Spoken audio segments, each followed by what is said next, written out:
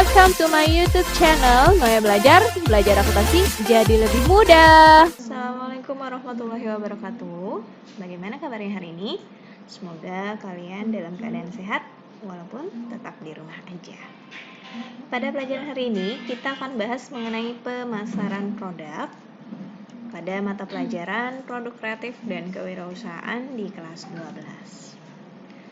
Kita akan membahas mengenai definisi pemasaran, apa itu pemasaran, kemudian manajemen pemasaran. Pemasaran merupakan suatu kegiatan yang saling berhubungan. Sistem pemasaran, yaitu pola hubungan dari pelaku-pelaku kegiatan pemasaran, serta segmentasi pasar, yaitu pengelompokan konsumen atau pembeli ke dalam kelompok yang sama. Kita bahas yang pertama. Apa itu pemasaran? Menurut Philip Kotler, pemasaran adalah suatu proses sosial dan manajerial yang di dalamnya individu dan kelompok mendapatkan apa yang mereka butuhkan dan inginkan dengan menciptakan, menawarkan, dan mempertukarkan produk yang bernilai dengan pihak lain.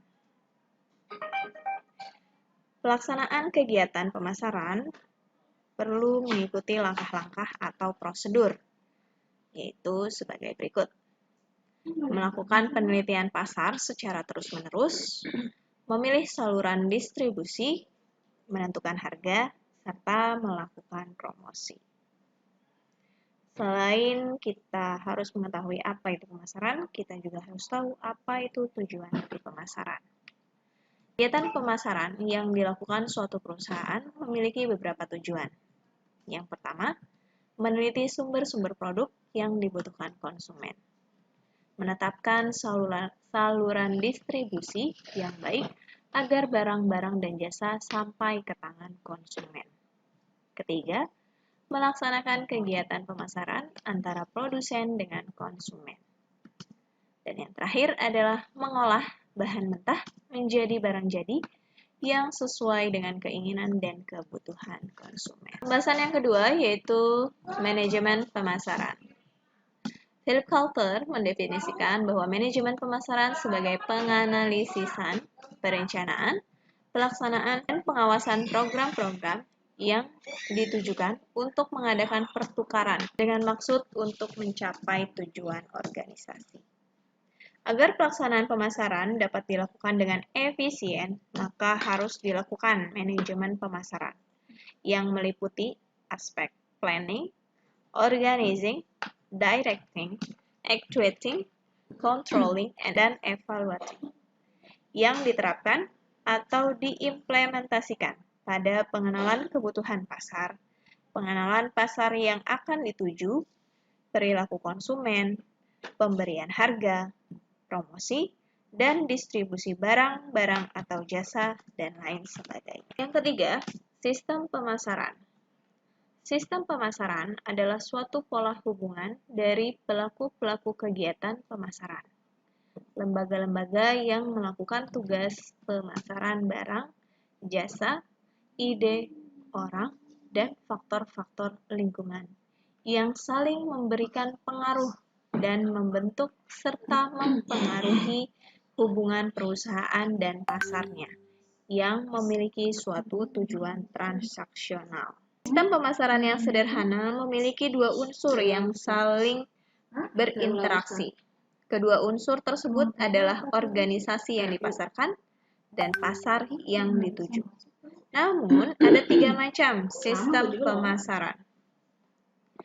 Yang pertama ada sistem pemasaran vertikal, yaitu merupakan sistem pemasaran yang terdiri dari produsen, grosir, dan pengecer yang pelaksanaannya bertindak dalam satu kesatuan. Yang kedua, sistem pemasaran horizontal, yaitu sistem pemasaran di mana pada saat pelaksanaannya terdapat lebih dari satu perusahaan yang tidak memiliki hubungan satu sama lain, serta menyatukan sumber dayanya dimaksudkan untuk memperbesar peluang sebuah pemasaran. Yang ketiga, yaitu sistem pemasaran ganda. Sistem pemasaran ini merupakan perpaduan dari kedua sistem, yakni sistem pemasaran vertikal dan pemasaran horizontal. Nah, setelah kita mengetahui macam sistem pemasaran, kita juga harus tahu bahwa pemasaran ini mempunyai fungsi penjualan. Apa sih fungsi penjualan dari pemasaran? Yang pertama yang pasti adalah mempertimbangkan transaksi jual beli. Kemudian memindahkan hak milik dari produsen ke konsumen. Memberi nasihat-nasihat kepada para pembeli. Nah, biasanya kalian yang suka belanja secara offline, biasanya ada nih nasihat-nasihat yang diberikan oleh penjual kepada pembeli, terutama tentang produknya. Yang keempat, menciptakan penjualan barang dan jasa. Dari memberikan nasihat-nasihat tersebut, tentunya dapat menciptakan penjualan. Dan yang terakhir yaitu mencari atau menentukan pembeli. Jadi sudah pasti yang kita sebagai seorang penjual itu dapat menentukan siapa pembelinya. Pemasaran juga dapat berkembang seiring dengan berjalannya waktu, yaitu jika kebutuhan konsumen yang semakin meningkat, lembaga pemasaran yang semakin berkembang, kestabilan pemasaran yang semakin baik, dan sistem pemasaran yang semakin baik itu akan mengembangkan pemasaran itu sendiri. Namun, biasanya dalam kegiatan pemasaran terdapat kelemahan atau bisa jadi sebagai kegagalan dalam pemasaran. Biasanya apa aja sih? Nah, adanya perubahan dalam organisasi pemasaran, misal ganti pimpinan, itu juga salah satu kelemahan dalam pemasaran. Kekacauan dalam perubahan metode pemasaran, kegagalan dalam merumuskan pemasaran. Jadi, untuk memasarkan sebuah produk, kita harus merumuskan terlebih dahulu metode apa yang akan kita gunakan untuk memasarkan produk kita. Nah, biasanya juga tadi terjadi kegagalan dalam pemasaran. Apa aja sih? Itu adanya produk yang tidak dapat memuaskan konsumen. Jika produk kita tidak dapat memuaskan konsumen, itu jelas akan terjadinya kegagalan dalam pemasaran, serta produk yang lamban pertumbuhannya.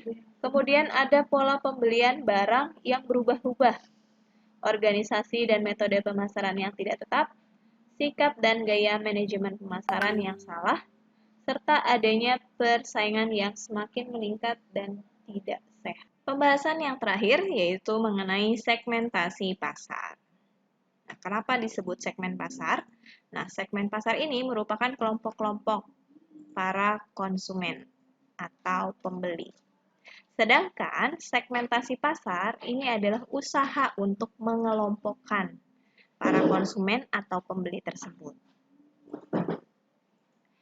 Sehingga segmentasi pasar dapat didefinisikan sebagai suatu cara untuk membedakan pasar menurut golongan pembeli, kebutuhan pemakai, motif, perilaku dan kebiasaan pembeli, serta cara penggunaan produk dan tujuan pembelian produk tersebut. Segmentasi pasar dilakukan dengan berbagai tujuan, syarat, dan dasar tertentu. Nah, adapun tujuan dan manfaat dari segmentasi pasar adalah tujuannya, yaitu perusahaan dapat membedakan pasarnya, perusahaan dapat memberikan pelayanan yang memuaskan, pemasaran produk yang dibuat perusahaan jauh lebih efektif dan efisien, mencapai posisi yang kuat dalam penjualan barang dan jasa, meningkatkan laba dan keuntungan yang diharapkan, serta memudahkan pelaksanaan analisis pasar. Sedangkan manfaat dari segmentasi pasar bagi sebuah perusahaan yaitu berada dalam posisi yang lebih baik, menentukan dan membandingkan berbagai kesempatan pasar, mengelompokkan budgetnya dengan tepat, menerapkan gagasan pemasaran secara lebih jelas, mengatur produknya secara lebih baik, serta menciptakan daya tarik di bidang pemasaran produk dan jasa. Adapun persyaratan segmentasi pasar agar lebih efektif dan efisien, maka yang pertama dapat dilaksanakan atau actionable, dapat diukur, measurable, cukup luas, substansial, dan dapat dicapai atau accessible. Nah, jadi segmentasi pasar ini sudah pasti harus dapat dilaksanakan, dapat diukur, cukup luas, dan dapat dicapai. Yang terakhir mengenai dasar-dasar segmentasi pasar. Adapun yang menjadi dasar dari segmentasi pasar adalah faktor demografi, penghasilan, sosiologis, psikologis, atau psikografis dan geografis yang terdiri atas wilayah, iklim, kota, dan desa. Ini tergantung dari kita mau mengelompokkan konsumen atau pembeli kita berdasarkan apa. Oke, hari ini kita cukupkan sampai di sini dulu ya pembahasan kita mengenai pemasaran produk. Selanjutnya, kita akan membahas mengenai ruang lingkup perencanaan pemasaran produk. Sampai ketemu lagi, tetap jaga kesehatan dan tetap di rumah aja. Assalamualaikum warahmatullahi wabarakatuh.